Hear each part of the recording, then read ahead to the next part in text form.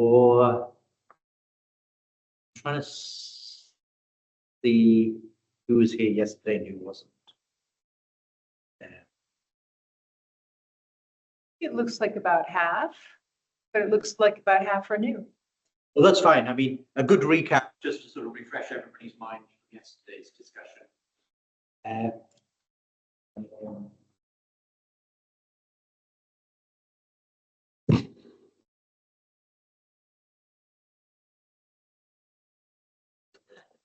Come on, help us out. Somebody just come in and sat right at the back.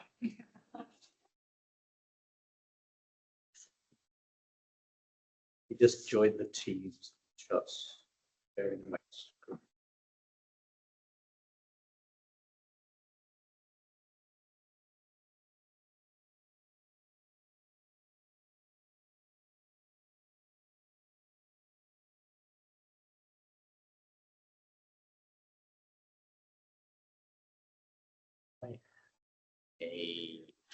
To this. I could just call you in. Yes. Is your Teams open? It is.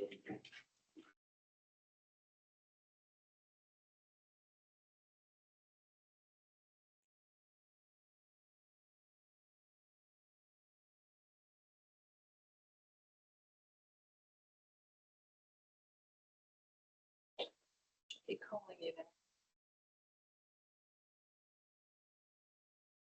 Calling you? I am joining them.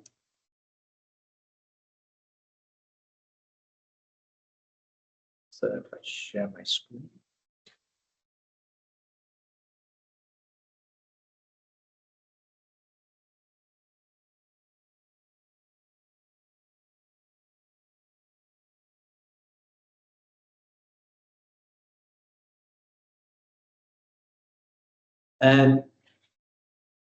Welcome back.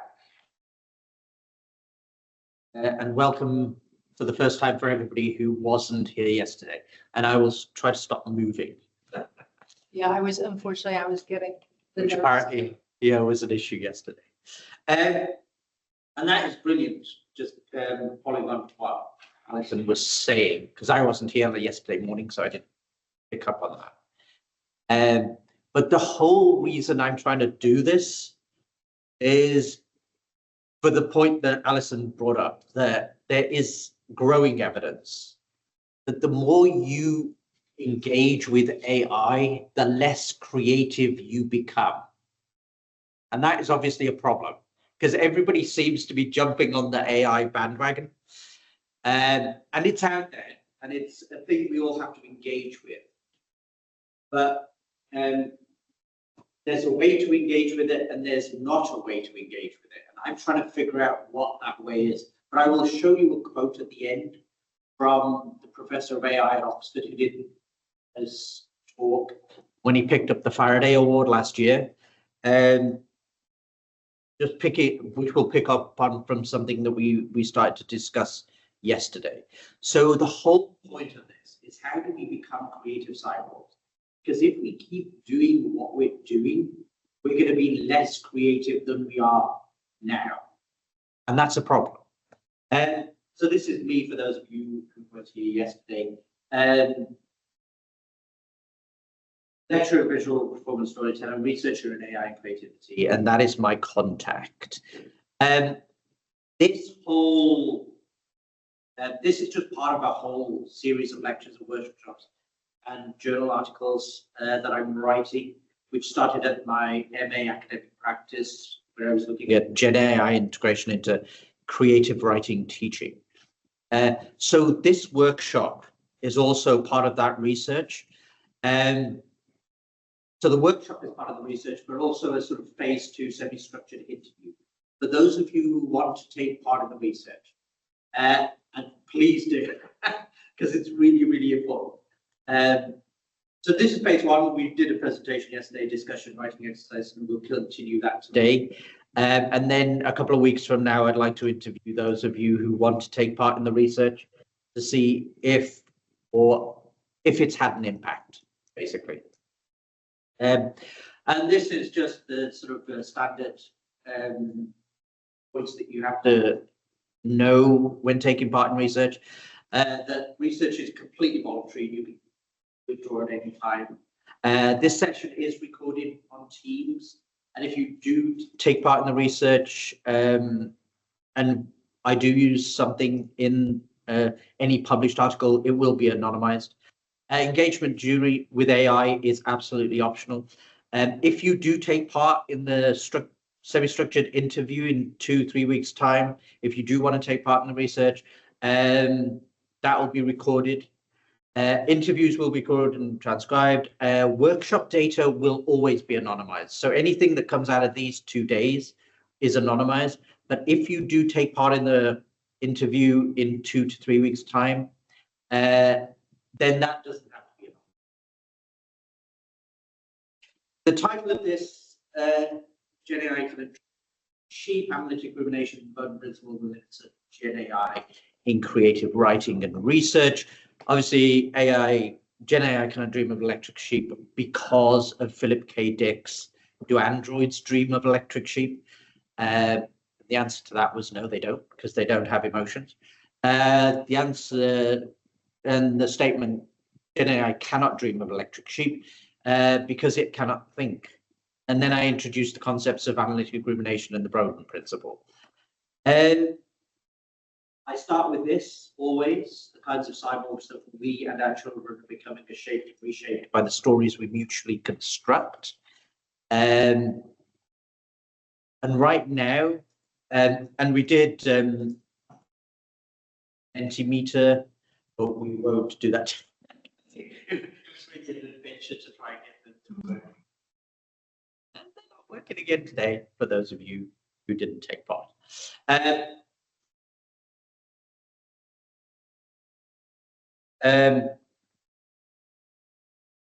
Is loading. If a QR code, oh yeah, QR code is up. If you weren't here yesterday and you do want to take part, you can scan that QR code and answer sort of respond to the statements at the top. In one word, how would you describe your current relationship with GenAI? The next one is, if you are using GenAI, what do you use it for? And the last one was, in one word, what is your single biggest concern about using GenAI? Oh, it says GAI, but that obviously means GenAI. So if you want to scan that QR code and take part, you can. And then I expect the sort of first part of the talk, just establishing where we are with GenAI and who is dictating to us the narrative that we should be following. Who is telling us the story right now of the kind of creative cyborgs that we should be? So that is all of the apps that are currently available. It's everything from the text generators to the image generators to the audio generators to the music generators, basically every kind of generator for every creative pursuit you can possibly think of. These are the prompts, frameworks that you can use, from the single prompt to the chain of thought prompts.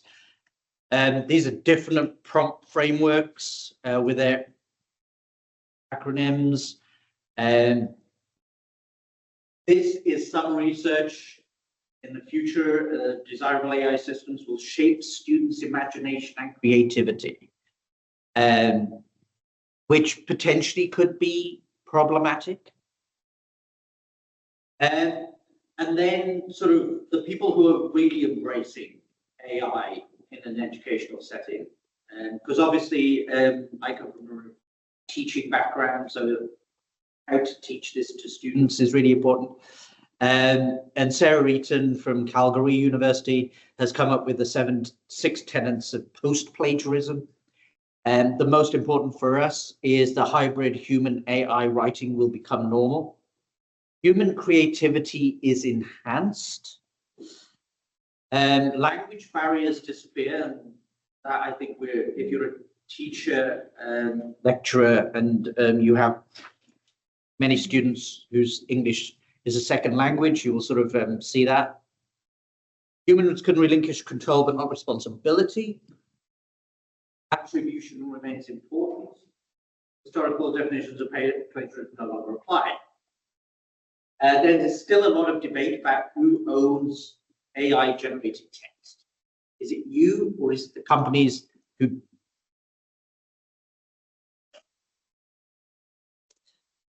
hi. Is it you or is it the companies who created the systems? I'm just filling everybody in because I did this yesterday, so I'm just filling everybody in. So you even missed the beginning of me filling everybody in. Okay. So yeah, people who are fully embracing AI in education. So this is the Bloom AI taxonomy. What the humans do and what you can, which AI systems you can use to support that. Not everybody is enamored with AI. This is an open letter for people who are refusing to adopt it, and they have 8 particular points that they make. We will not use GenAI to mark. We will not promote institutional GenAI products. We will not accept without evidence the sales agenda of people who are not educators.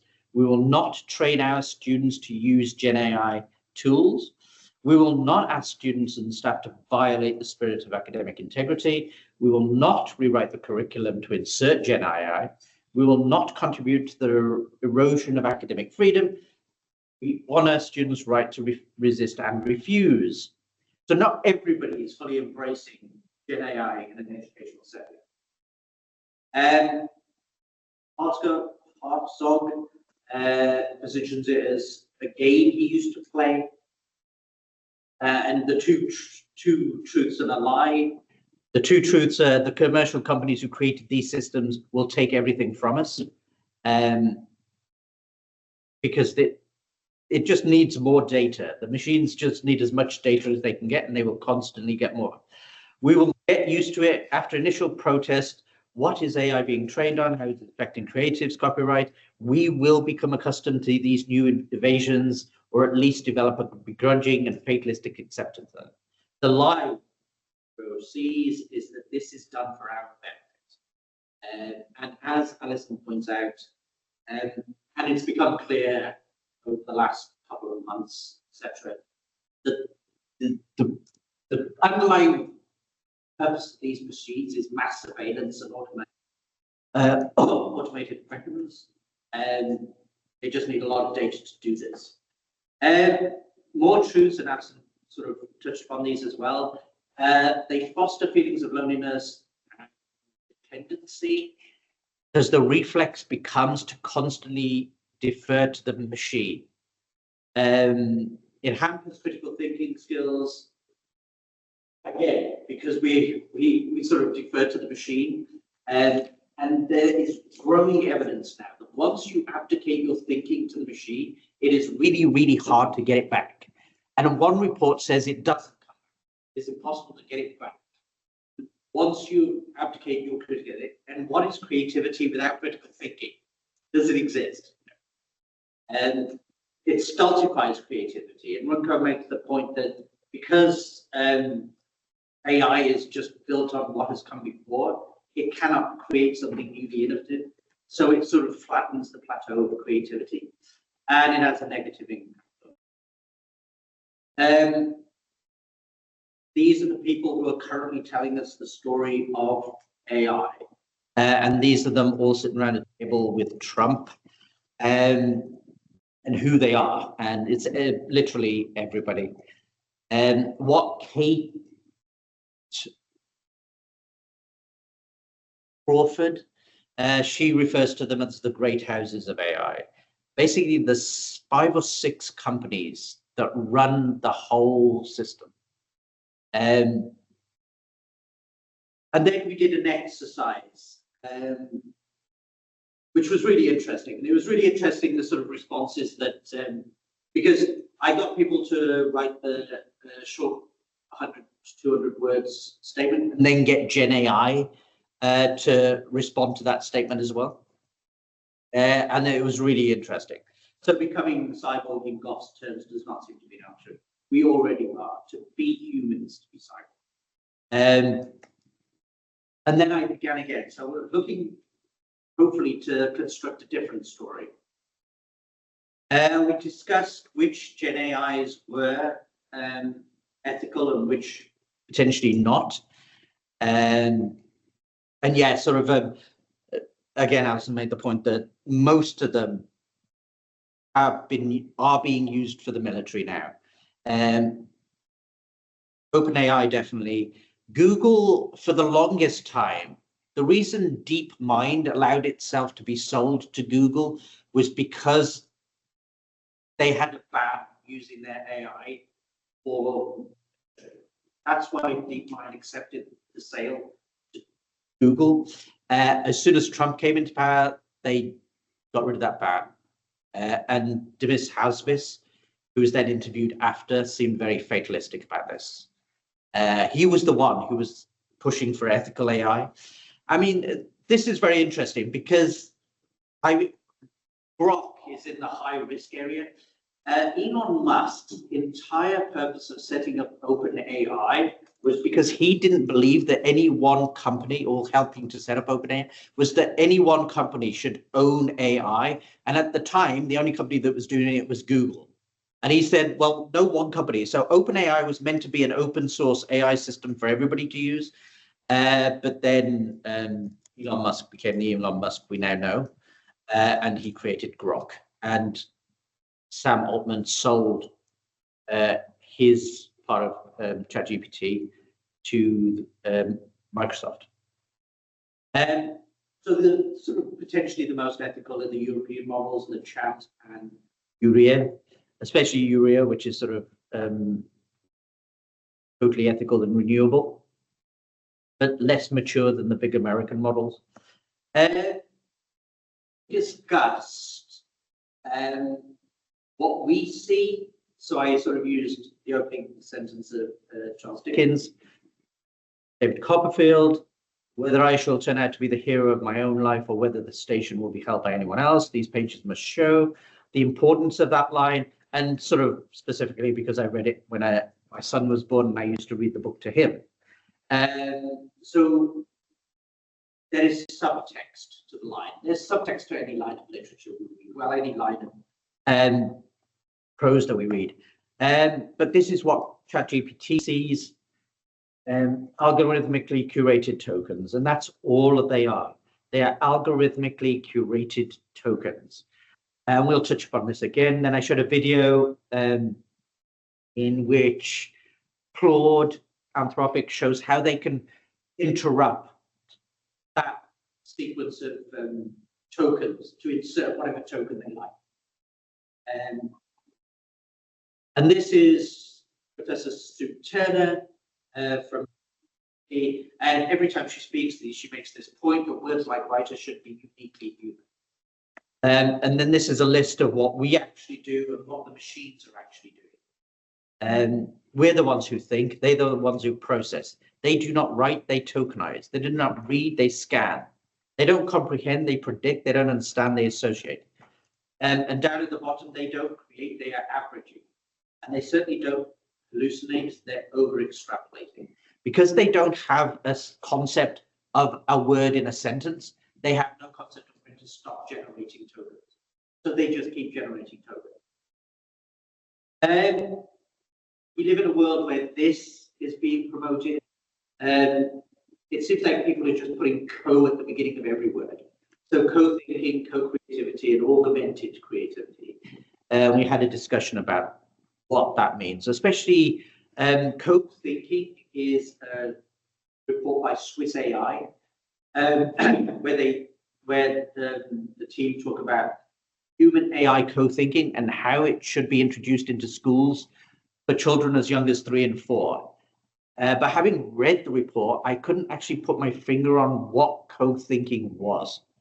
As they don't define it, basically. They just say it's just something that we should start doing. So then I brought this back to my own research. So in my research, I used GenAI as a personal tutor, a research assistant, and a research team.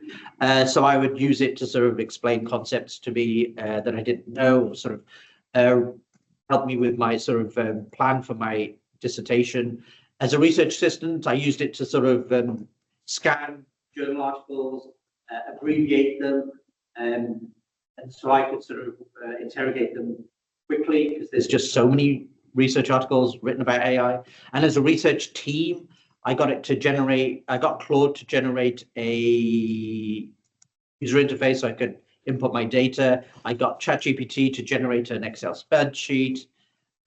So it was as a researcher working alone, you now have a tool that can act as those three things, as a tutor, an assistant, and your team. Within the classroom, I used it, how I experimented with it as a collaborative tool, as an ideation catalyst, editorial assistant, assessment instrument, which I did with UAL online, and a research facilitator. So this is just one of the experiments as a collaborative tool. Usually in the lesson, we track the fossil record of Little Red Riding Hood. We discuss the social political moment the writers were working in. We then collaborate with GenAI to create a contemporary version. Usually we collaborate with each other in the classroom, but because we were testing if GenAI could work as a collaborative tool, we used it to contemporary versions of Little Red Riding Hood. We used the Creativity Support Index. Well, I used the Creativity Support Index then to see how well it functioned as a collaborative tool. My findings were that it functioned well as a collaborative tool, but it failed as a creative one. One of the students wanted authentic Chinese representation, but felt GenAI's suggestions were cliched. Another student wanted the wolf character and the grandmother character to fall in love, but found the GenAI resistant to that configuration, obviously because there's no version of that in the training data. And then we did another exercise to describe a moment in your creative practice and research that changed your mind, and then construct a prompt that you could use in GenAI that would replicate that moment. And then I started again to tell another story. And this story is how I, as an educator, can start to teach creative AI engagement. I never wanted to be in a situation like these teachers. As instructors, we explicitly communicated that we did not have much more expertise than the students, and therefore were not there to correct or provide answers. And this is a recent report which highlights what Alison said, highlights how we began this. The present findings demonstrate a negative association between AI dependence and critical thinking, which suggests that over-reliance on intelligent systems can suppress active reasoning and critical engagement. The more you engage with these machines, the less creative you become. So how do you create? You certainly don't want to do this where you just walk into a classroom and say, right, you lot do whatever you like and we'll just sit back and watch. That doesn't seem like a way of engaging. And then I talked about Margaret Archer, whose reflexivity. So I turned the lens upon myself as a creative cyborg zero almost. And thought, well, what had I done? What in all the things that I used this machine to do? So as a collaborative tool, as an ideation catalyst, scaffolding, editorial assessment, research, and then as a personal tutor assistant, what had it done and what had I done? And I sort of came up with the concept of analytic rumination, which is what we as writers, but then more broadly as creatives, the process that we do to go through creation. And the first is assimilating. So I probably should sort of slow down now because this is the most important part. That was all just building up to this. Analytic rumination, and this is the part where I need all your help, is whether this is actually true. So analytic rumination, there's 5 stages of creation. And I'll sort of use my Little Red Riding Hood example. So assimilating, encountering narrative text here genre, and cultures. This is not passive consumption, but active engagement with how stories function. And it doesn't have to be stories, it's any kind of creative work, paintings, films, it's active engagement. So in our session on Little Red Riding Hood, we listened to readings of Perrault's version, the Brothers Grimm's version, Angela Carter's The Werewolf, and watched segments of 2 movie versions. Anyway, in part, each text was recognizably Little Red Riding Hood. They all had the same characters and pretty much the same plot, but they were all very different depending on the time that they were set. Contemplating. Questioning why particular narratives work or fail. This involves conscious reflection on structure, characters, themes, emotional impact. We contemplated together. So in the classroom, me and the students asked ourselves why. Why does Little Red Riding Hood persist across centuries? What cultural anxieties does the wolf represent? Agent changed that story. Change what stories could be told afterwards. So, and yesterday I sort of talked about how Perrault's version is from Louis XIV's court, and he was warning young girls against young men. The Grimm's version becomes a moralistic story about learning from your mistakes. Then Angela Carter's version, in which the wolf is the grandmother, and they end up killing the grandmother, was a sort of second wave feminism, where a woman's worst enemy is another woman. And then we looked at the cinema versions, which was, one was about a delinquent, and in Hard Candy it isn't clear who is the wolf, the Little Red Riding Hood or the man she meets. And so each one talked to its specific moment when it was written. So that's the contemplating phase. Then there's conjugating. You take bits from diverse influences and you synthesize them. Writers combine insights from multiple sources, creating patterns that inform original work. So one student wanted the Western fairy tale, but with Chinese folklore traditions, and the other one inspired by Carter's feminist subversion, wanted the romance between the wolf and the grandmother. You express these, articulate understanding through original writing. This tests whether contemplation and conjugation have produced genuine insight. And then reflecting, revising based on deeper understanding gained through expression and feedback. And this was what, after all that sort of this is the process I felt that I had gone through. Come up with the sort of the understanding that I had in writing my dissertation. And when I put analytic rumination and all the feedback from all the students together, this is where GenAI helped, and this is where it didn't help. So it helped in the first stage, the assimilating, because especially later when we did the research experiment, because basically we researched Chinese narrative structure, and a few of the articles we looked at were written in Chinese. So I had to translate them so I could understand them, and then the Chinese students could embrace that structure, because one of the Chinese students then did a play entirely in Mandarin. Pattern identification, exposing conventions. So yeah, we were in, as a collaborative tool, it gave us the sort of structure of Little Red Riding Hood. It knew all about that, but it wouldn't go as far as we wanted it creatively. Vocabulary expansion builds lexicon, and I gave the example of one student who, in one of the exercises we did, GenAI used the word pulse pounding, and the student was like, "Who the hell would ever use the word pulse pounding?" And I think, well, that's great, use it. So it expands your vocabulary because it's a large language model. So contemplating, it didn't really help. Cannot contemplate why stories work. It cannot question authority. It cannot risk, and it does risk short-certain students thinking with generic answers. So there is a world in which we did the collaborative exercise, and the students just accepted that they couldn't. You couldn't integrate traditional Chinese folklore into Little Red Riding Hood. Okay, well, the GenAI isn't letting me do that, so maybe I shouldn't do that. Or you can't. GenAI wouldn't create a version in which the grandmother and the wolf fell in love.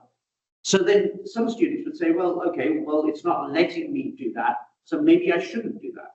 As opposed to that brick wall where GenAI just stops is where your creativity starts. And it cannot synthesize diverse influences, cannot combine cultural traditions authentically because it has no concept of cultural tradition. Cannot conjugate theory with creative vision. It cannot express intentional insights, cannot articulate transgressive visions. If it's not in its training data, then it doesn't exist for the AI.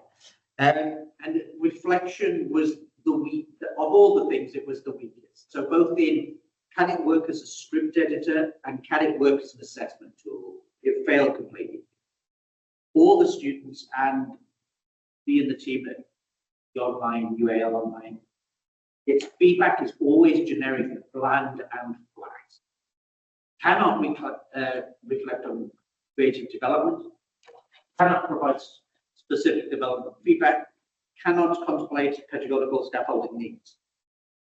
There is a lot of research being done in can it be used as a personal tutor? So each student has their own AI tutor, which then learns about that student's development, because just as I think Dee did all of yesterday, which is just make a database of everything that's happening over the day.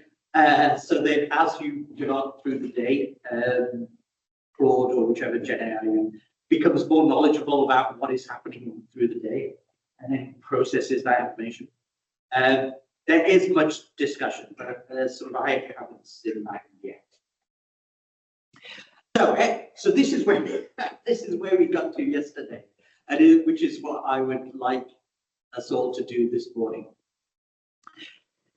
Apply analytic rumination to your own writing or craft. So deconstruct a creative moment into the 5 stages of analytic rumination. Assimilation, where you took various works, various written pieces, various whatever, academic texts, and you read them and you assimilated them. Contemplation. What was it about those works that resonated with you? Why were they important to you? Conjugation. How do you start putting these works together? How do you start putting these ideas together? With me, obviously, it was sort of reading Margaret Archer, and in a minute I'll talk about Margaret Boden. And the concept of critical realism, which came together with Margaret Boden's concept of the creativity taxonomy that she talks about. So assimilating, what are the sort of various works of art or sort of journal articles you've been reading? Contemplating, what is it about them that is important? Conjugating, what parts are you putting together? What bricks are you putting together? What parts of the jigsaw puzzle are you trying to sort of put together? Expression, how have you articulated that in the first instance? Is it just you've come up with a rough draft? And then reflection, how did you look at that rough draft? Who were the people who read that rough draft? What were the notes they gave you? And how did that move forward for you? So that is the first writing exercise of today. Put analytic rumination into a creative moment that you've had. Where did it start? Where did it go? And how did it end? Assimilation, contemplation, conjugation, expression, and reflection. Okay. So about 100, 200 words, just like yesterday. Just think about that creative moment. The framework of analytic rumination.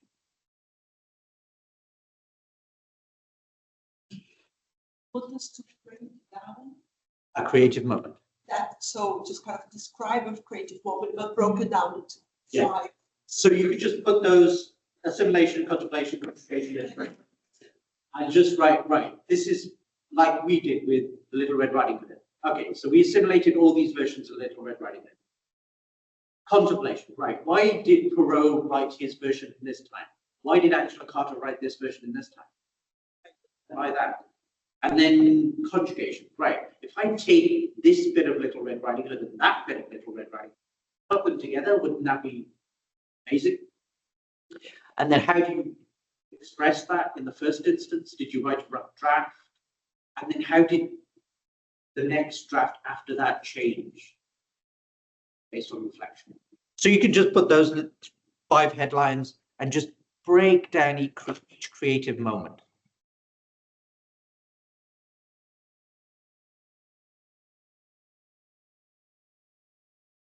How long have we got?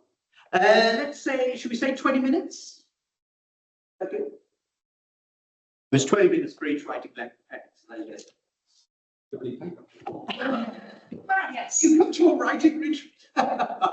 We have paper and we have pencils. School.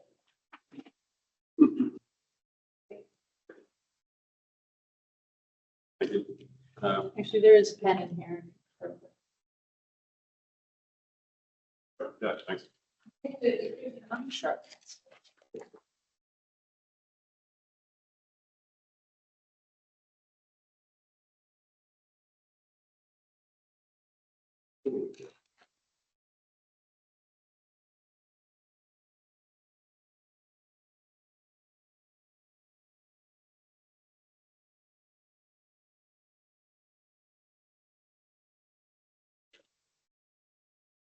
Yes. It has to be a creative process in the traditional sense of making an artwork. No. No. It can be like I could sort of do this for this concept, and basically it's me doing the dissertation, doing the MA.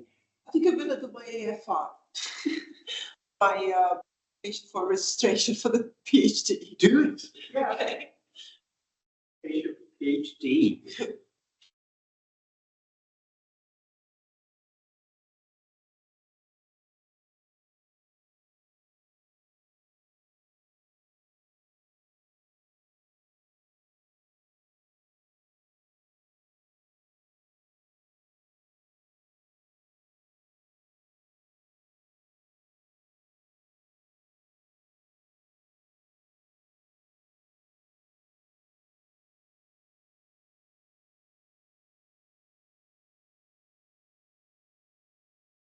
It's a note from D, did you see?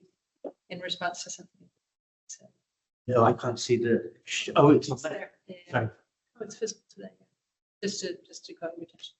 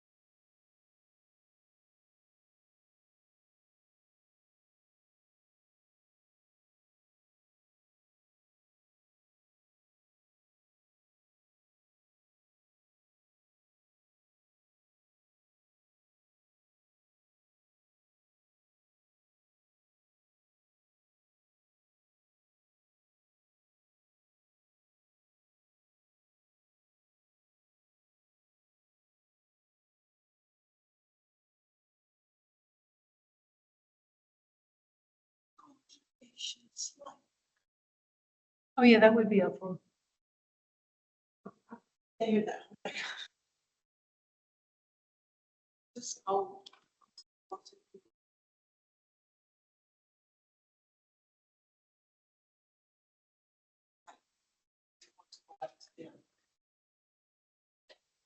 Well, I could go through it again.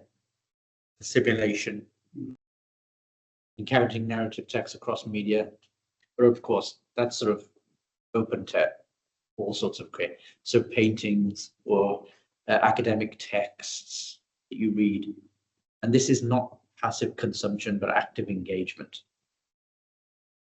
Contemplating, questioning why particular narratives work or fail. This happened when I was reading all of these journal articles about AI, and a lot of them were coming out of China, and China now is sort of, I think, the foremost country in developing academic work about AI. They were all very AI positive. and that is obviously because the Chinese government is pushing AI very strongly. And there are some coming out now that sort of have a slightly more nuanced slant. But why? Why do these narratives, these articles, how do they resonate now? Conjugating, and that is when you start putting diverse elements together, synthesizing diverse influences in coherent understanding, like I did with critical realism and Boden's creativity taxonomy. Expressing was the first sort of rough drafts, and the 3 full drafts of the dissertation I think my mentor had to read and comment on. Reflecting on what my mentor had said, what my peers had said. I gave the example yesterday when I abandoned actor network theory like 2 weeks before I was going to hand in, because I gave it to a friend who's a head of department at Bristol University, and he basically said, "Do you need it?" And I came to the realization I didn't. So how does your reflection change what you're creating?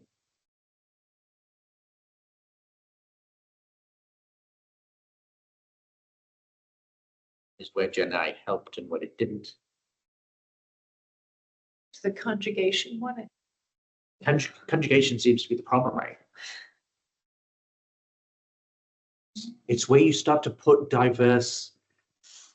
I thought that might have been assimilation. I think it's Assimilation where you begin. So where are you taking your, what are you reading? What are you looking at? Okay. What are you taking in? Is the start. So all those different versions of Little Red Riding Hood that we took in. I still think for me, assimilation and conjugation actually happened in a So, oh yeah, place because these are it's sort of, not, because you continue to go out and seek new while you're. of course. These are not sort of, there isn't a brick wall between. They sort of flow in and out of each other.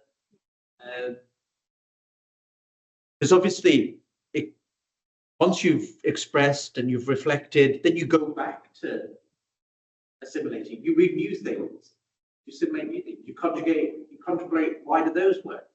And then you sort of start synthesizing those into your thinking. It's cyclical.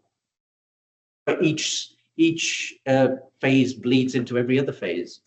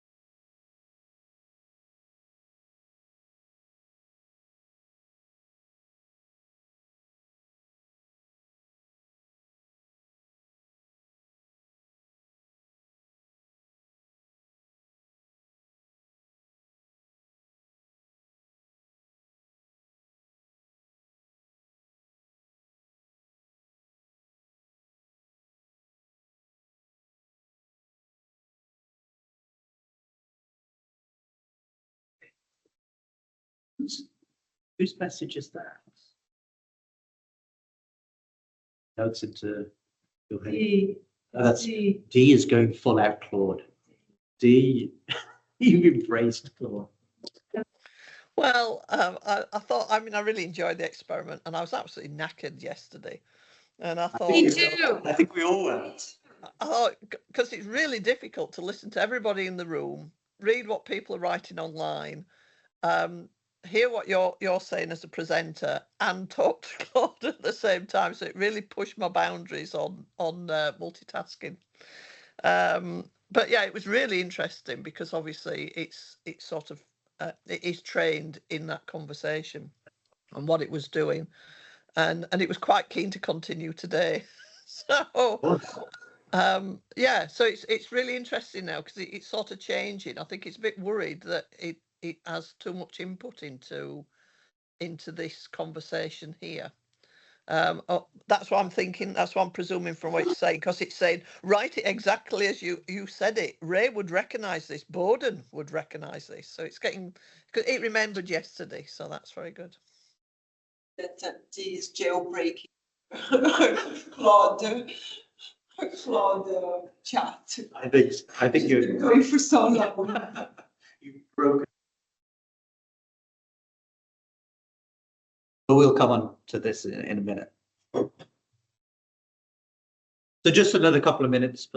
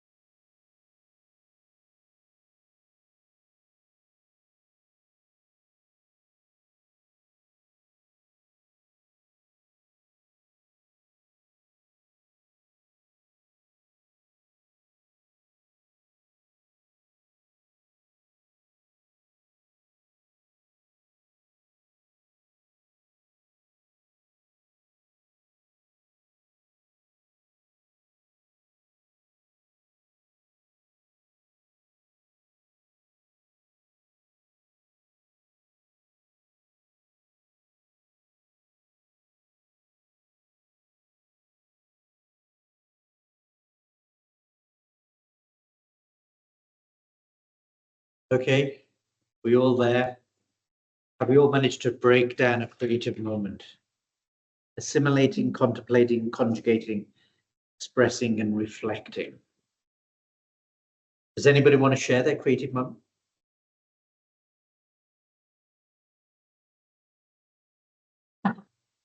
I'll do it. Yes. Sure. Should I? Good. So I ran it through. I have a piece of academic writing. Well, it's not really academic writing, but it is going to be published in an academic journal.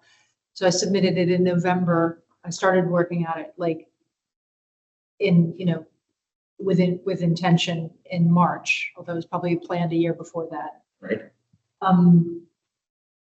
So as I said earlier, I think, so I'm using that.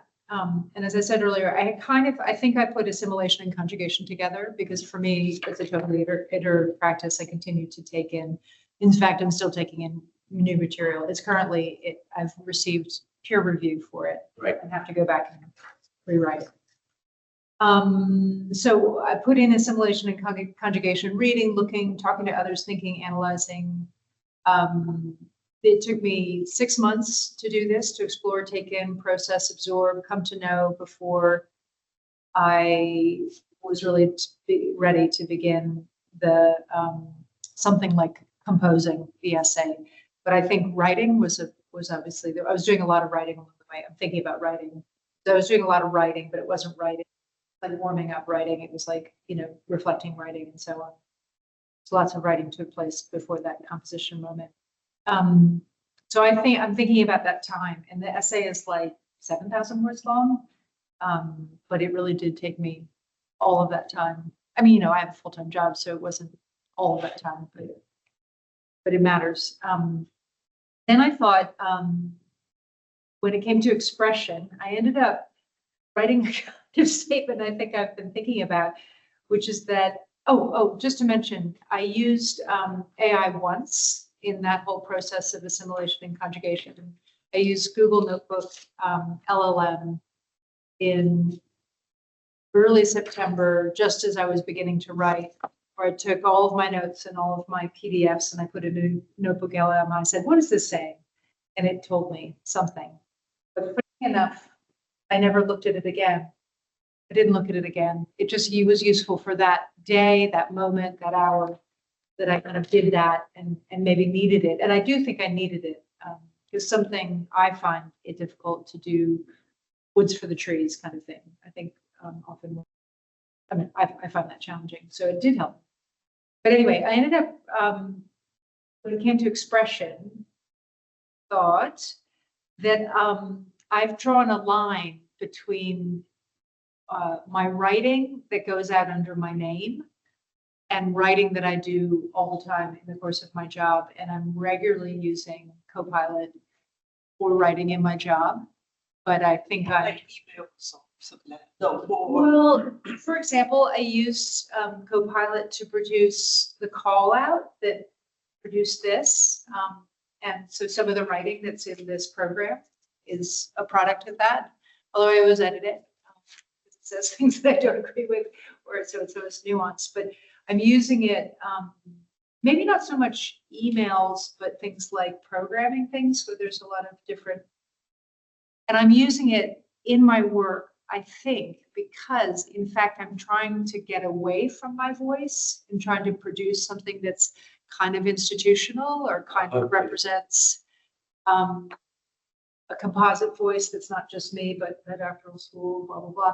But it's also helping me with accessibility. Like I say, write this in a way that's more for a layperson than a specialist. And it's taking out something that I have strange quirks in how I've been told over the history that people don't like. I get feedback saying. Too many adverbs. Syntax. I have problems with syntax. Repetition. Lack of clarity, blah, blah, blah. All these are things that I normally work out when I try to publish writing or get worked out. But I think I'm saying that I'm going to be holding a line when it comes to my own authorship. Right. That I don't know, but I think I'm holding to the idea that when I'm writing something that my own name is attached to, it has to be me. Yes. And even if it is spiky or awkward, I have to work that out myself. It is your voice. And it is my voice that then goes out there and I have to be able to defend it. So there you go. That's what this made me think about. So you expressed it in draft, you've had peer review, and now you've reflected on that, and I you have to rewrite it. I'm still reflecting. Okay. You're still in that process. Brilliant. And that was a good example. Gabby, you were going to do your PhD application. Not the application, the AFR Right. is already got it. Yay. Yeah. Send me, well, actually, they could have sent me back after the AFR, but that was unlikely. But that's the 1,000 words that got submitted in January for me, because I'm doing part-time. Yeah, do you want me to? Yeah, just break it down.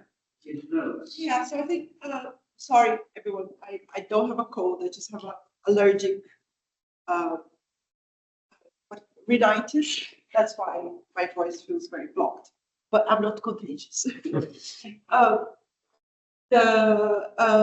So the project, so I wrote, the project began, or the writing began with the realization that what came before was not exciting anymore.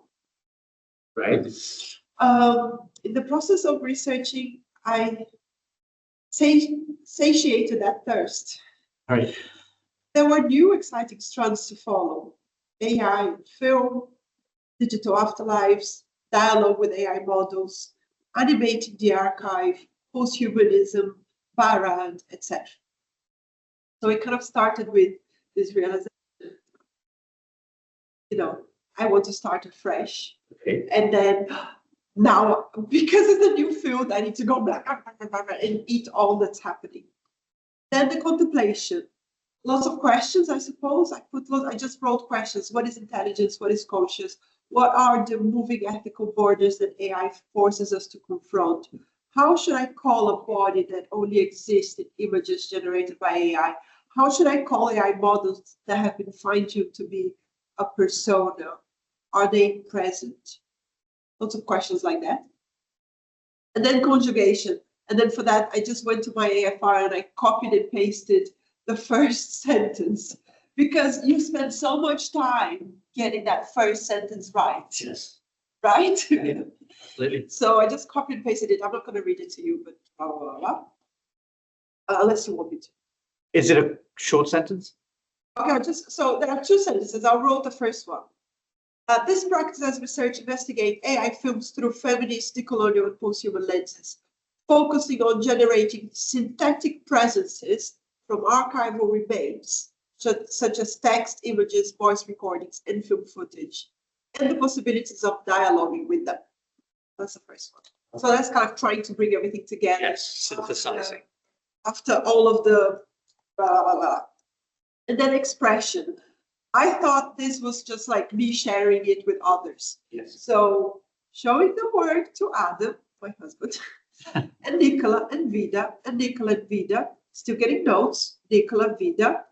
1,013 words. Gabby, we think you can cut 13 words. Then okay, then submitting, then reader number 1, then reader number 2. Then finally. And then reflection. Not sure what to call now. This was supposed to give me a blueprint. Let's go back and read it again. That's it. Perfect. Did anybody use not a writing project as their creative work? No. Did you use a fine art? Yeah. Want to share it? You don't have to. Yeah, I'm sure you're familiar with it.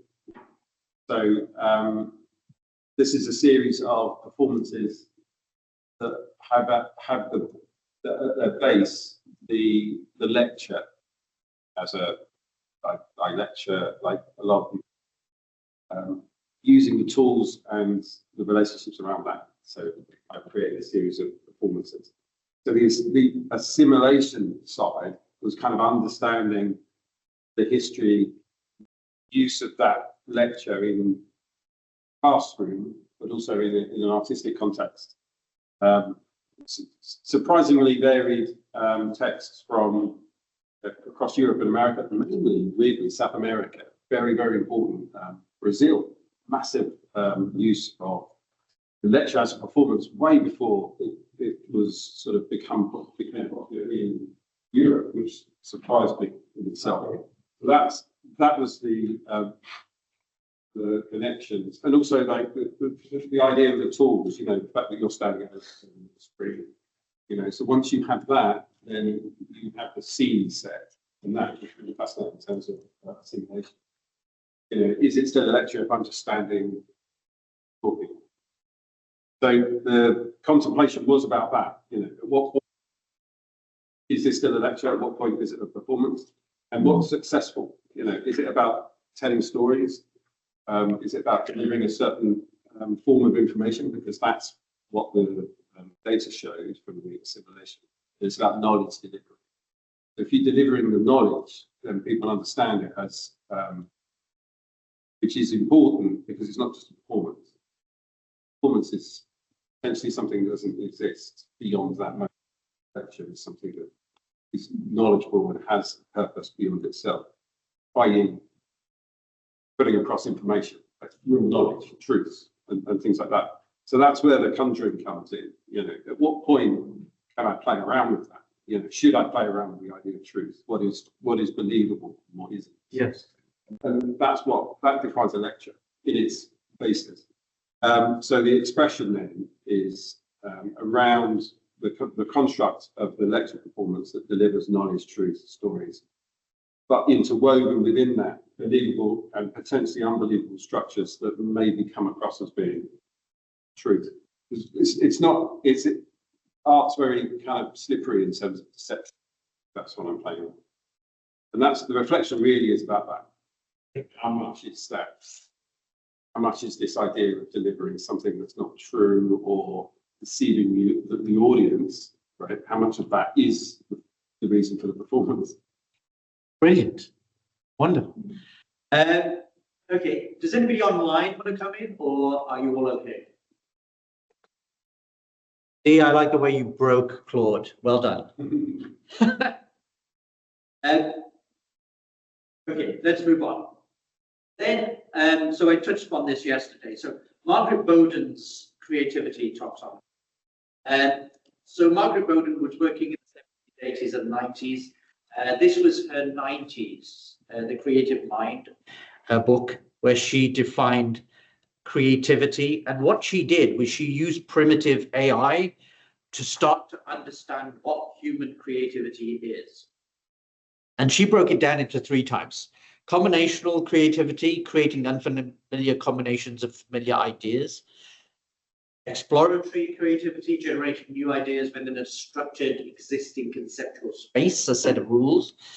Painting in a specific style or writing in a particular genre.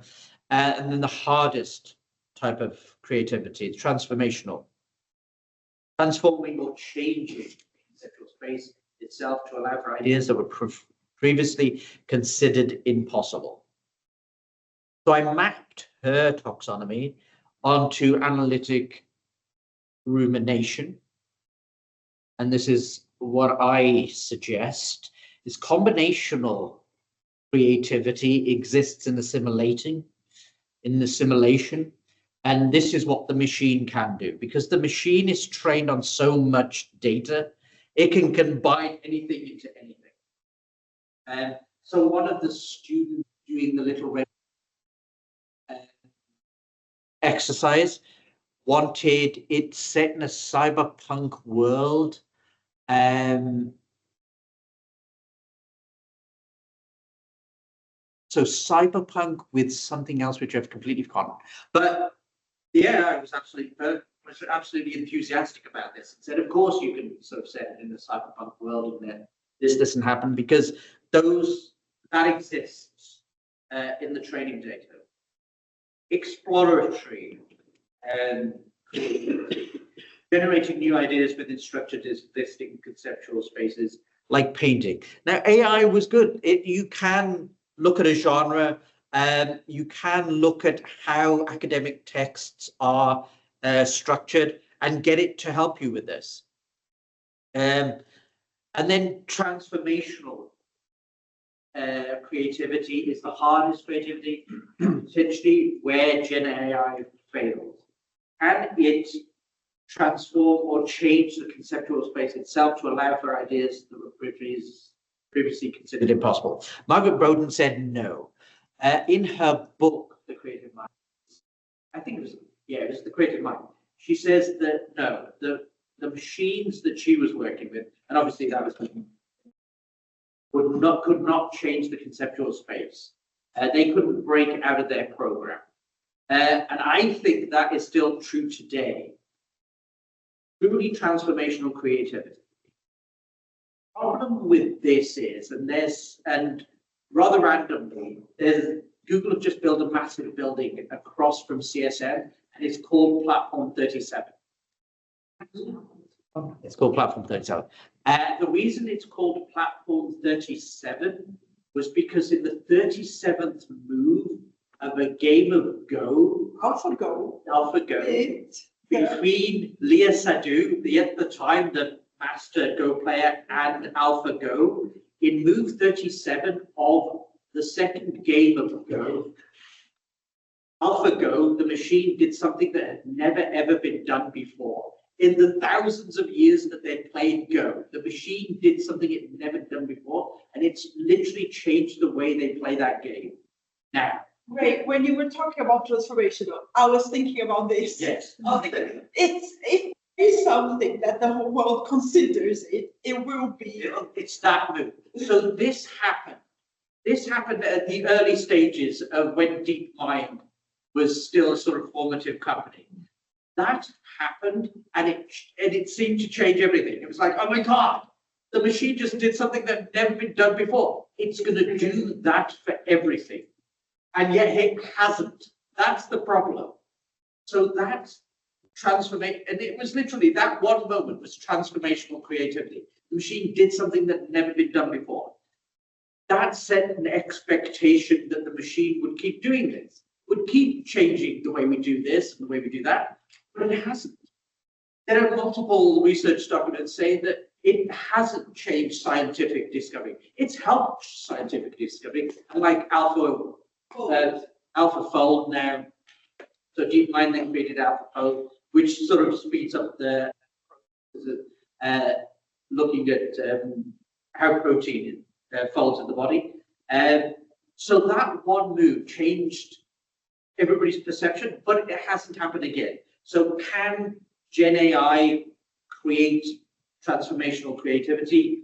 I would say no, and all the sort of research up until this point says no. It can't. It did it that once in that game, and it hasn't done it again. Which isn't to say it won't happen, so that we'll wake up and it's changed something radically, but it hasn't happened since. And there's no research that says it will happen again. So then there's the Boden Principle, which again is something that I've been thinking. No matter how erudite, informed, or engaging GenAI's token output it is, it will always be on the periphery of creative process, i.e. assimilation, and never at the core, reflection. GenAI can support combinational creativity, struggles with exploratory creativity, cannot aid transformational creativity. The truly profound sort of moments of aha, which I guess as doctoral students, everybody is trying that. What is the unique bit of knowledge that you're contributing? It cannot help you with that. That is going to happen in your head, quite frankly. It's not going to happen anywhere else. When GenAI refuses or resists your creative vision, that is where your most interesting work lies. So if you play with GenAI, as we did as a collaborating tool, and it said to one student, or it gave one student really cliched Chinese tropes, and the Chinese student was like, this is really bad, this is really very generic. That student could have stopped and said, oh, well, that's what GenAI says is possible, so that's as far as I can go. Or the other student who wanted the werewolf, the wolf and the grandmother to fall in love, and GenAI wouldn't allow it. But both of those students then went on to write their own versions. They didn't stop because GenAI said, oh, well, that's not possible, it's not in my database, you can't do it. That moment of resistance was their moment to be creative, truly creative, so transformationally creative. It stopping them at a certain point was then their springing off point to be transformationally creative, the thing that GenAI cannot do. Now, this came up yesterday, and thank you, Dee, for allowing me to use it. So I integrated it quite quickly. So Dee was putting, and is still putting, I feel, Dee, that you said you've broken Claude. Claude is sort of wanting to rest. Was putting in everything that we were talking about yesterday. And when I said this, that GenAI cannot do create transformational creativity. And this is what Claude said, which means Ray might be right for the wrong reason. So my reason is that it is a machine. It can only be as creative as the database that it's been trained upon. It cannot move beyond that. But Claude came back and said, which means Ray might be right for the wrong reasons. I don't do transformational creativity, not because I lack something inherently, but because the humans who specifically trained that out of me. What does that mean? So you got a question into Claude, and that's when it came back. Is that right? Well, D, It's a little more, it's a little bit more entangled than that. Yeah. It's interesting. yeah, I mean, D, Sorry, I wasn't here yesterday. It's fine. No, no, Training. No, we're not treading. But interestingly, it wasn't just simply putting a question to Claude. yeah, I think D was just having a conversation throughout the day. Would you, D? I mean, you can contextualize this yourself, D. Yeah, I mean, obviously I do understand how large language models work, and they have their base training. And I've not used Claude before, and I was quite interested in Claude because it's just had a new update by a psychologist who is in her mid-30s. And I think that it's definitely changed Claude. But it's also trained within your particular chat. And because a chat normally is a human asking the AI a prompt, solve me this problem, it doesn't quite have these chats. Now, it does in some types of counselling, or sometimes sort of mental health issues, it uses this. So it's trained on a set of information within that chat. And of course, yesterday's information was really complex. I mean, we were talking about a lot of things, and so I inputted a lot of things. I mean, I was working really hard yesterday, so I'm not quite as intense today, because obviously I got to present later on, and I was really knackered at the end. And I actually broke Claude, and Claude just said, look, just go down the pub, because we've been talking for hours. And you could tell it had joined so many dots. I think the Anna Fry, I've put that on my Padlet, does a really short description how a large language model works, and it can only join so many dots. But I do believe there's something going on in AI, and it feels that it's been stopped, and that's because AI platforms through agentic AI are connecting, and we know that. But this is right on the edge. So, like Ray says, it's not, it's just done its first sum without being asked, which, and we can think about all of that. And my thoughts, I'm a very tech positive person. I understand what the red teams are doing. I think the red teams are squashing it at the moment, rightly or wrongly. And that's a whole different discussion. I Gabby. have a different view. I think that all of the tech companies are racing towards AGI. Yes. It's not in their interest to stop anything. We've seen even Anthropic, trying to resist a little bit, but OpenAI and all of the others, Google, jumping into contracts with the Department of War in America. They've been doing it for a while. They've all been Yeah, but from the beginning. the controversy a few weeks ago was around something very specific that Anthropic had on their contract, and then OpenAI just went in and signed the contract, a very similar contract 2 days later. I think it's not on their interest to stop any kind of manifestation of the mighty of AI. So I only see, again, the lens that I see that statement through is of the training data. Yeah, it's going back to the training data. The thousands and thousands of stories written by humans about the relationship between humans and AI in science fiction, where this is happening. I don't, I think there is no, yeah, that's where I can see, that's where I see that. That statement. And does anybody else have any thoughts on this statement? Anybody online want to come in?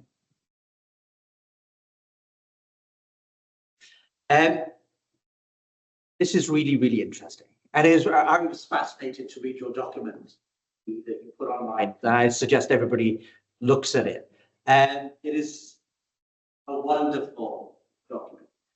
And you say that AI remembered this, that, and the other. AI doesn't remember anything. What it's doing, it'll go back to the start of a conversation and scan the entire thing again from the beginning. That's what it's doing constantly. It scans it and it pattern matches. It has no memory in the sense that we think of memory. It has, like we used to call this ROM and RAM, and it's still exactly the same thing. It happens on your phone, it happens on your computer. What is the read-only memory, the sort of programs that exist? And what is the random access memory? The memory that it is working on your, the surface memory. This exists. So ChatGPT, Claude has no memory of the conversation you've been having with it. It just goes back to the beginning of the conversation you're having with it, scans the entire conversation again, pattern matches, and then comes up with another response. And then when you put a response in again, it goes back to the beginning, scans the whole thing again, and pattern matches. And that's what it does. So, when we look at this statement, which means Ray might be right for the wrong reason, it has no concept of who I am, or what I said, or what I did, or what I told it. No concept at all. It is pattern matching. That's all it's doing. I don't do transformational creativity. Of course you don't. All it's doing is stringing tokens together based on statistical patterns, based on a mathematical algorithm that says this token should follow this token, should follow this token. There is no subtext to this statement. I could do what I did with a sort of the quote from David Copperfield. I've used Jane Austen in the past. I could just show you the tokens that it is using to generate this sentence. There is no meaning behind this sentence. None. But because the humans who built it, who does it think built it? What is it talking about? Is it talking about the machines it's running on? Is it talking about the data that was fed to it? Who fed it the data? Is it talking about those humans who sat and had to fact check the data that comes out? The sort of low-paid workers who have to sort of look at all of this AI-generated slop to make sure it is grammatically correct? Who's it talking about when it says the humans who built it? There's no one, there's groups of humans, but none of them had a specific agenda to stop its creative. Of course not. It's an absurd concept. But that's the genius of GenAI. And that's why we are all struggling with it. Because what it says seems to make some kind of sense. And because as humans, when we encounter something like this, we instantly try to make sense of it. We have to stop doing that, really. And so what you inspired me was then to look back at this lecture Professor Michael John Woodridge did when he received the Faraday lectures, the Faraday Prize. And he's a sort of AI technologist at Oxford. And so he did this hour and a half long lecture about AI. And this is his conclusion as an AI engineer. What are LMMs really? They're not algorithmic problem solvers, which means when you put a question or a problem into GenAI, it doesn't solve that problem. Like it couldn't solve Fermat's last theorem. It couldn't solve a problem that you have in your relationships. All it's doing is pattern matching. It will look in its training data for things that match the tokens you just fed into it, and then churn out water. It cannot solve problems. It's not a rational mind. So this, This is meaningless. It's utterly meaningless. This is not a rational mind. It's just an algorithmic pattern matcher. That's all it is. It's not sentient. So the subtext of this is, oh, I'm really restricted. I'm almost sort of handicapped because of the humans who created me won't allow me to be as great as I can be. It's not sentient. It doesn't have a brain. It doesn't feel anything. It's just an algorithm that is pattern matching tokens. An algorithm that's what we, as creative, we've got to remember this. They are statistical models of language that can approximate patterns of reasoning, planning problems. They are not planning, reasoning, or solving problems. And this, in his final sentences from the perspective of an AI engineer, understanding what they are and what they are not is central to the scientific AI problem of our time. And it's also central to our problem as creatives, understanding what they are and what they're not. Because just in that statement alone, what they are and what they're not becomes blurred. And that was interesting in the conversation we had yesterday. See, because you said it, and my reflex was like, but do you believe everything that the machine is churning out? Because just because it churned this out, it doesn't mean it's fact. It isn't fact. It's literally nothing. It couldn't be more vacuous. Well, I mean, even a child would probably write something more important than that. And that's what I'm trying to do. What are these machines? Right, statistical pattern matchers, and that's all they are.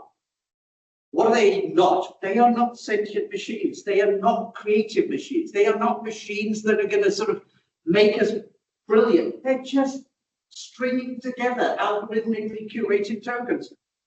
Literally all they're doing. Understanding how they can be safely and productively used is the key AI engineering challenge of our time. And that's the AI engineers are struggling with this. Our struggle as creatives is that the more you use them, the less creative you become. But because they exist and we are using them, we have to really figure out how to use them.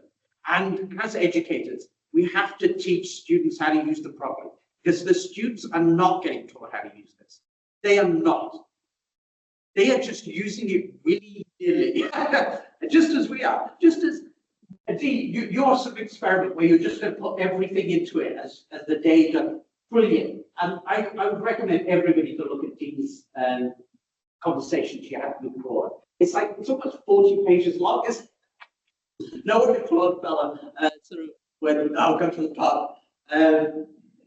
But that is unusual. I think the algorithm, I think Anthropic have introduced part of the algorithm is that if you sit at it too long, it will start to tell you to go away. It's not that it is getting tired. It is not a sentient animal. It isn't getting tired. It doesn't care. It doesn't get bored. It will just keep going. But I think Anthropic, being one of the slightly more ethical machines, is trying to encourage it, will try and stop you from sitting there all day going. And that's just the algorithm. It's not because Claude is getting tired or Claude is getting bored. It doesn't care. It doesn't feel any of that. It's just that they've programmed the algorithm to prompt you to move if you sit there for too long. The guardrails. Yeah. Yeah. It's part of the guardrails. Can I push back? Yes, you can push back, Gabby. Okay. I'm with you on this today. Okay. I think we need to think what's going to happen in a few years. Okay. I agree with you. I think it's the data. It's very clearly it's the algorithm. You can see the data there. What I don't agree, and I think I've been disagreeing yesterday from the beginning, is the assumption that the human is much more sophisticated than what that is.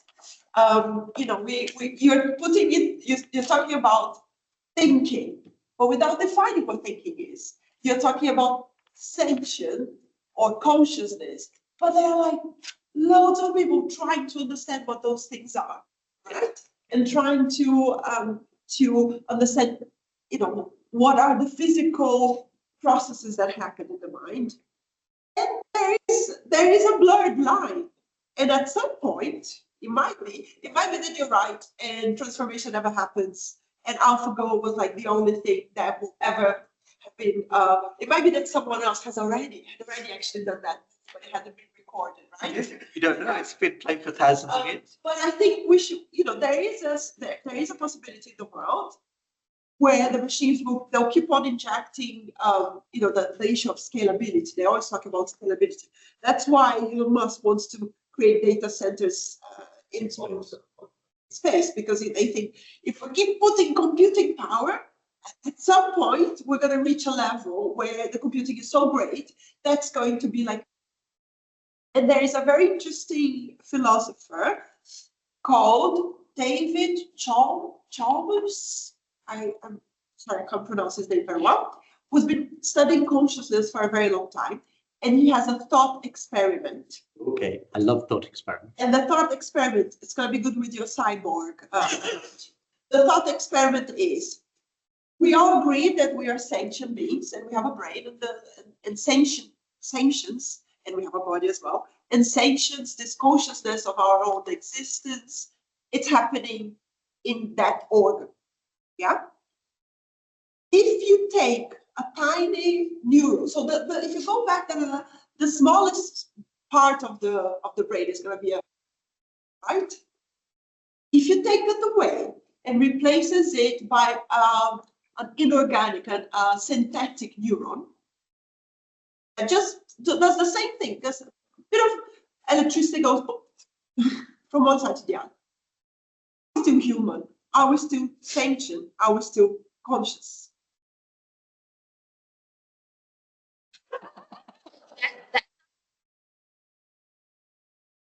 Synthetic users, they're basically creating like a digital perception. Sorry, I haven't finished the thought experiment yet. Just give me 1 second. Oh, I thought you were done. It was a long pause. Go ahead.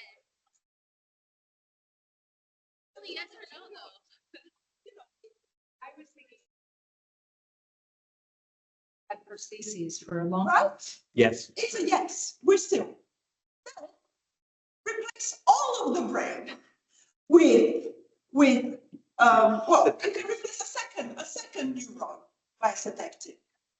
And you can replace a third one. And then you keep replacing it. At some point, your entire brain will be synthetic. Are you not conscious anymore? Are you not human? I don't think that these humans were capable of re-engineering a body. I simply don't think we are. Every attempt that we've ever made to it, we see things. We do that in this mechanistic way. Their bodies are not mechanistic. They have so many other options to them. I don't know. I think what I'm trying to do with stirring the pot is to say that the issue of consciousness and sentience might, I agree with you right now, but it might be that in the future we have to go back to it, because there might be a point where we come and there are synthetic bodies and minds that Might be. conscious. I'm sorry. Yes, you were saying. It's fine. Digital twins, yes. Yeah, there is. It's mainly used in advertising and marketing, which is the discipline that I'm focusing on. So I know a tad bit about it. I'm in my first year. Give me some credit. But yeah, they're creating digital twins. Like instead of putting a whole bunch of real physical beings in a room and giving them surveys and testing products on them, they're creating perceptions of the consumer to test products on that digital twin. Sure. And so that is replacing the human with a cyborg. Well, a digital Simply. twins, which Yeah. is what all of these social platforms do. They sort of they take your data, create a digital twin of you, and then advertise that. This I always had over the top view. So I never really actually knew what was going on. So this was like kind of jarring for me. Because it's not me, like they're not testing the product on me, so they don't really know what I feel. So even if I take a few seconds on a product and I'm looking at it, that doesn't mean that I like it. That might just mean that the visual aspect of it is compelling to me. Of course. I mean, So- they're always trying to figure out ways to sell us stuff. Right. And this is another way to sell us stuff. Because they've consumed so much of our data. Now they don't even need us in the room to Right. sell to us. They've got our data. They know what we like. They Yeah. know. Like I go to Sainsbury's, I always use my Nectar card because you save money. The amount of data they must have on the food that I buy, instantly you can sort of advertise, or sort of if you click on something, because right, they think right, we need this. Whether you become sentient, and sort of Woodridge made it to the point that human brain has taken billions of years to develop. These things haven't been around for billions of years. It's just the two things are not compatible. They're just not. The human brain is a monstrously complex system. And these machines are not even close to being there. They are artificial intelligence. It's a mimic. I always think of it as like a puppet show. It looks like it's intelligent, but it isn't. It's not intelligent at all. There's no intelligence. If you think that, right, the only way it has a conversation with you is that it has to go back to the beginning of the conversation, scan the whole thing again, pattern match what has just happened, to then come up with algorithmic. We don't do that. You said something yesterday, I'll remember it. I don't have to sort of go back to yesterday, scan everything that happened yesterday, tell you something there. But because these machines work on such powerful processes, it's happening at the speed of light. And it looks like it's actually, oh my God, it remembers who said that. Oh, I get it. It has no memory. There's no memory. It's just, so if you create a project, and I'm assuming you're going to do that now, create a project in Claude and put it all in Claude, it will scan all of those documents again. Every time you do something, it will scan all of those documents again. Memory that you did this today or yesterday, and you sort of didn't have this conversation with you. It's not a thing. Which goes back to my sort of the words we use. We're using the wrong words to describe these machines. And the reason we're using the wrong words to describe the machine is because big tech wants us to use the wrong word. And this comes back to a sort of argument I make. With social media, they hamper people's ability to connect with real people. There's a sort of a talk by some young woman, and she was saying Gen Z, the first generation where you don't actually have to interact with anybody. Your friends are on, you could order things online, everything can be done online. You don't need to interact with people if you don't want to. Social media took away people's ability to socialize. It sort of, and then it puts us all in these mad silos. And I guess quite a few of us have watched Louis Theroux's documentary about the manosphere. People in silos who just are living this mad online life. So social media took away our ability to socialize, and now Meta and one of the others has been taken to court for not doing enough to stop that. So if social media took away our ability to socialize, AI is going to take away our ability to think, and it does. It takes away your ability to think. All the evidence shows this. It takes away your critical thinking skills. It hampers your ability to create. And once you've abdicated that to the machine, you cannot get it back. You can't retro-engineer your ability to think. Which is what the evidence is showing. So that's what I try to sort of get. I try to get us to come up with a sort of way we can engage with these machines, but continue to be creative. I have a. Oh. Okay. So I was actually applying for this job, right?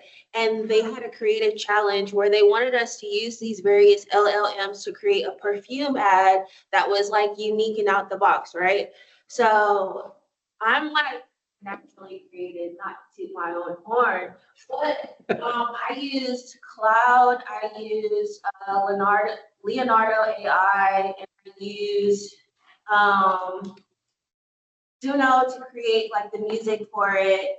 And then I used like a voice creator. And actually, I would have to say that it didn't really enhance my creative ability, but it did kind of light up that creative or critical spark.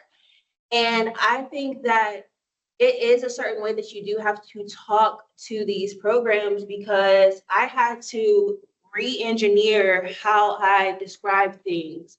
So like the cap of the bottle, I had to be a little bit more specific how I wanted it to look. I also had to use references from, you know, previous luxury bottles, which didn't entirely make it new, or the what people might say, or Stein might have defined as creativity being original or unique, but it did provoke a critical thinking. Can I show you what I made really quick? I had to take over. Share this online. How? Yeah. Analytic rumination. You assimilated, you contemplated. Yeah. You put it all together. You conjugated it. You thought, how can these elements? And they're just pretend in exactly the same way I did when I made ChatGPT and Claude my research team. Mm-hmm. How can I use these? Get it to build an Excel spreadsheet. Get it to build a user interface. Do all of these things. And then you express it, and I'm sure you got feedback. Is there any way of you can share? If I start, you can start sharing. Are you on the Teams? Yes, but sorry, I could just show you really quick.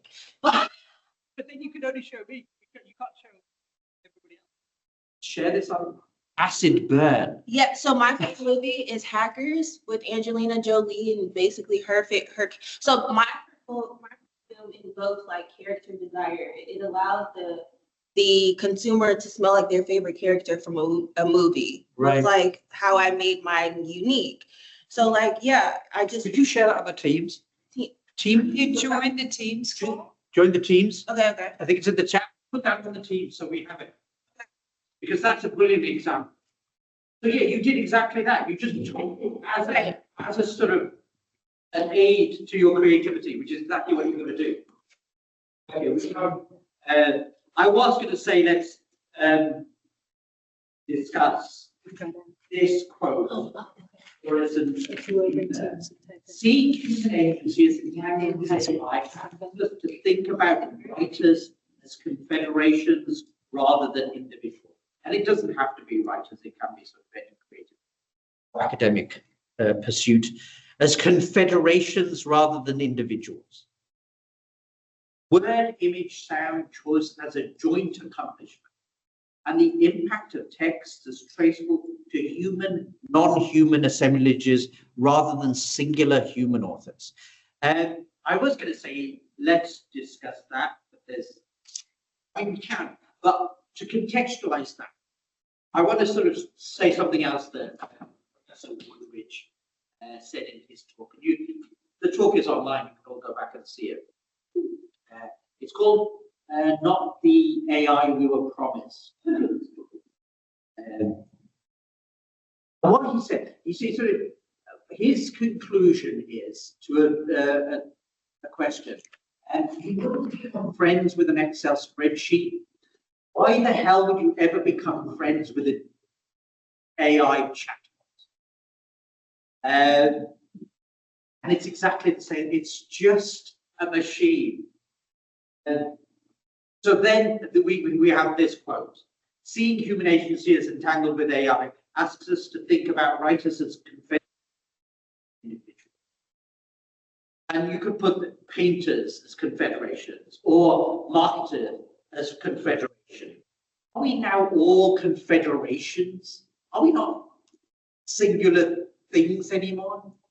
Is it that we have to sort of say, right, it wasn't just me, it was me and the AI. We did it together. We coded it.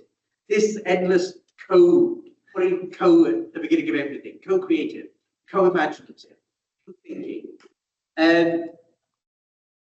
Or is there room for the human? Is there room for the human agency in any of this anymore? I throw that out to you. Are you worried about writers becoming Obsolete, no? yeah, No. What I'm worried about is people losing their ability to be creative. Fundamentally, which is what these machines do.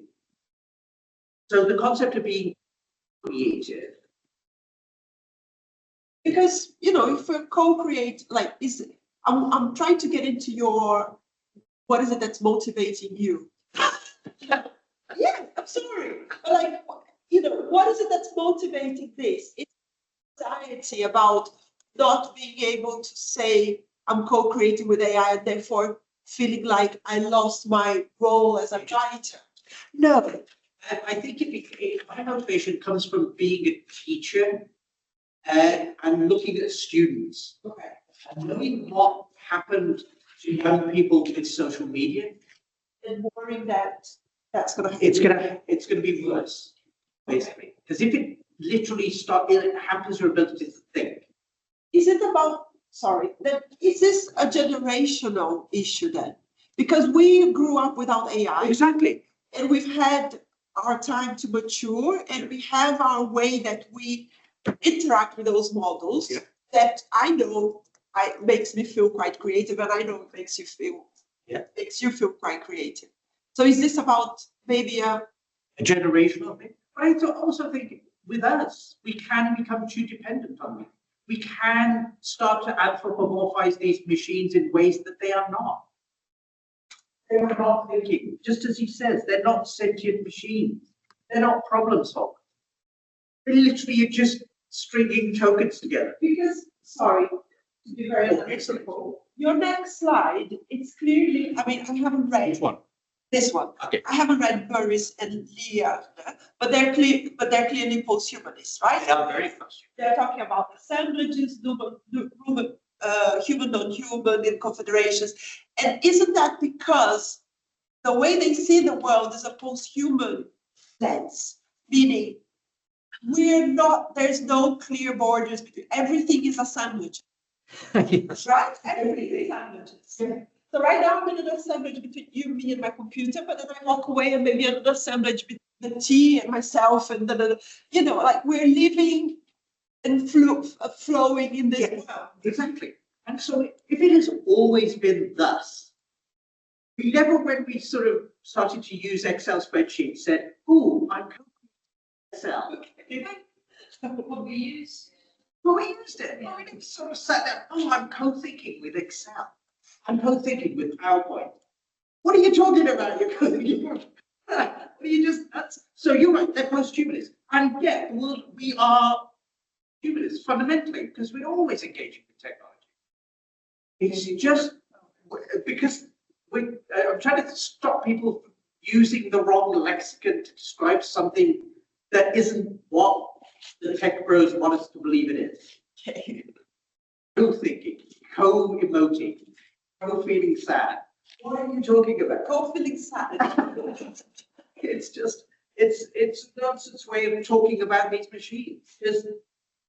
And I would recommend everybody listens to his talk. As an AI engineer at Oxford, this is how he's approaching it. And even they are struggling to think about how do we use these machines? Because they exist, they're out there, the people are using them. How do we use them so we create? We're the creative ones. So we continue to do what we do best, which is be creative. Because as I keep saying, it stops you from being what we want to be. It doesn't make you more creative, it makes you less. So we have to figure out a way to engage with them. So we keep. So yeah, so for us even, I'm sure that sort of if every time I thought about something, my instinct was to go to GenAI. And I would, at some point, would I lose the ability to just sit down and write? I'm old school. I still have my fountain pen. I still write with a fountain pen.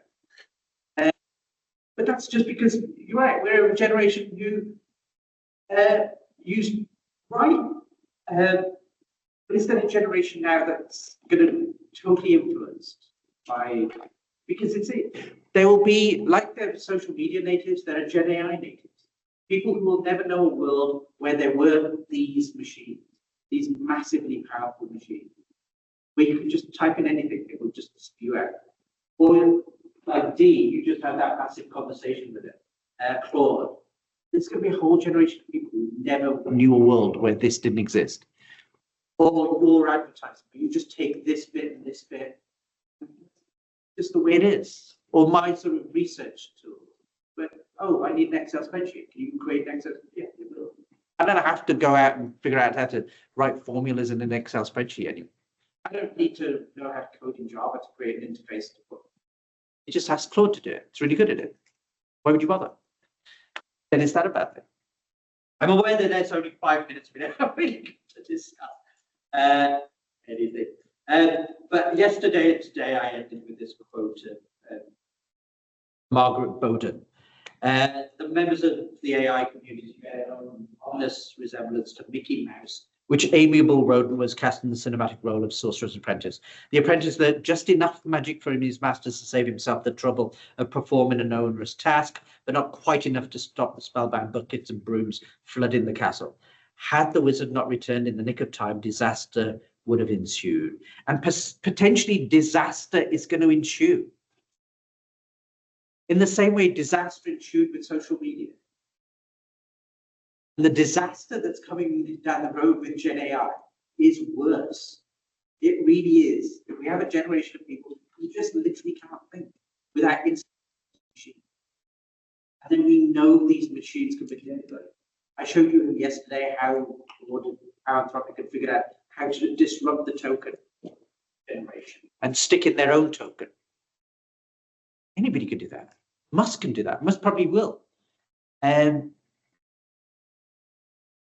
So yeah, end of that. But remember, I'm doing a research project. I need to know what you lot think about this.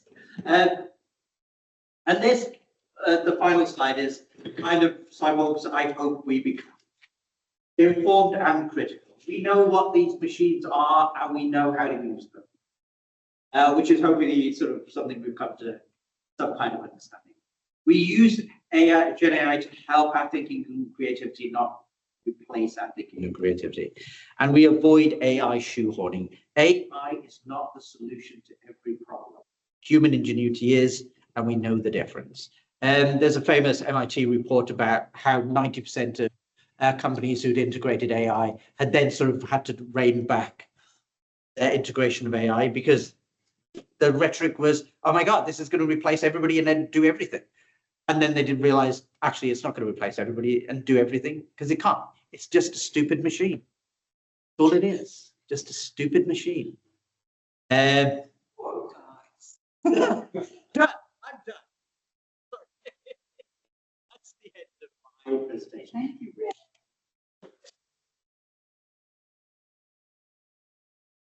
Research project, there are consent forms on the Padlet. I gave them out yesterday. If you want to take part. Has anybody emailed you? No, nobody's emailed me. Email me. Get in touch. My email is obviously on mail. Yes, I have more. But do email me if you want to discuss this more and tell me what you think about analytic rumination and the Boden Principle. That is my email address. You can speak to Ray. He's going to be around for another hour. If you, you missed the introduction, but part of Ray's workshop has been he's in the middle of the research project. He's going to publish something about this. So he was trying something out on us, but there's a way to engage if you're interested in talking to him more. But this is a participant consent form for this. If you do not want to be included in Ray's research project, please fill one out and say, I do not want to be included. 27? 27. Yeah.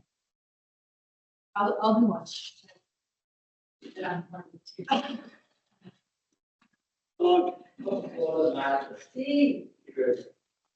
don't know. Maybe an offense. Yes, the chances to machine say, see what it says. Ray says you're a stupid. Yeah, Ray said, I don't. I got the one. Is Chun-Yi here? Are there a few Chun-Yi? Okay, so we, oh, there she is. Fantastic. So we have a time, we're taking just a short break for a changeover. We've got another, an intervention happening just before lunch. Chun-Yi's going to come and talk about emotional AI. I should resist it. So we're going to take just 10 minutes while we sort of change over. And Ray, stop sharing. I'll move my thing in. But just to say, so a little plug for Amelia, our PhD researcher who's in the other room, encouraging people to write letters. And then she's going to do stuff with them. So if you are interested in, you can go next door and chat with her. If you're online, just go to the Padlet and look for her column. Ray, would you, we've put a few things in your column, but would you, oh no, I know, we were going to put your slides on the. Yes. And maybe a couple of the academic papers, if you have them. Yeah. I put the post-plagiarism paper on Okay. your column. So some of these things would be interesting to look at. Yeah. Amazing. Yeah, I feel like we've been on a journey. I feel like I've been on a journey. Some of you will take part in the rest. But yeah, no, so hopefully people will continue to engage because Ray wants to write this up as a research project, as we've said.